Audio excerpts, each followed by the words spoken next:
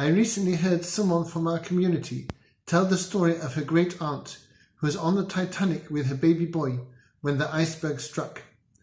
As the catastrophe unfolded, women and children were bundled into lifeboats, but in the chaos and panic, the mother was separated from her son, and she had no idea if he was alive or dead.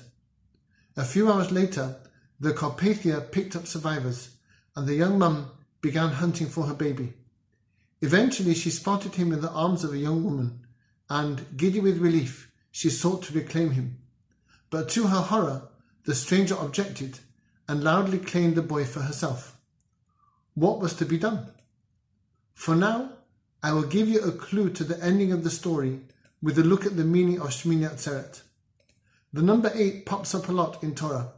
Hanukkah has 8 days. The tzitzit on each corner of a talit has 8 threads hanging down. An animal can be sacrificed from the 8th day of life.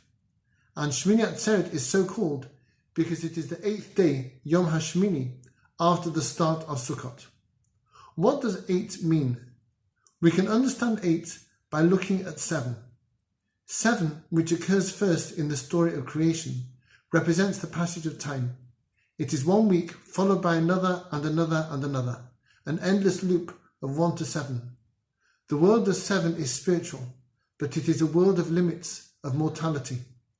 8 sidesteps the inexorable flood of time and represents immortality.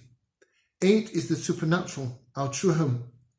God expects us to transcend our natures, and in return, He promises that we will be a supernatural people, immune to the ravages of time. We will never die, and we will enjoy eternal youth. Thus, when people persecute us and threaten annihilation, they inevitably fail. Think Haman, Khmelnytsky, Hitler, Stalin, Saddam Hussein, and all the other blood-stained losers who tried to wipe us off the map. We have the power of 8, and we always win. When assimilation looks like it will finish it off, there will always be Jews coming from nowhere, curious about their Jewish heritage, despite knowing next to nothing about it. There are many such people in our community, and I am proud to be one of them, redeemed by the promise of 8.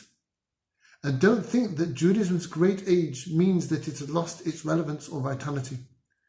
Judaism encourages us all to be like rambunctious, passionate teenagers, challenging the values of the non-Jewish society in which we live, and burning to change the world for the better. On Shmini Atseret, we celebrate our own 8 character. We take no special religious equipment because we are celebrating our very selves and our own God-given eternal youth. Occasionally, we see the miracle of 8 yanking us back from the brink of extinction. That encounter on the Carpathia was just such a moment. As the Jewish mother looked in desperation at her little boy in the arms of a stranger, an inspired idea came to her. She announced that she was Jewish and that consequently her little boy was circumcised. In a few moments, the truth was ascertained and the boy was restored to his mother's loving embrace. Brit Milah, a command from the 8th day of life, had worked its timeless 8 magic. This is the promise we carry with us through the long winter ahead.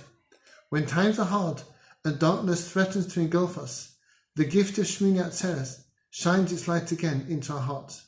It is our Yom Tov going home present, and we give thanks for it now and every day, forever. Thanks for listening. Chag Sameach.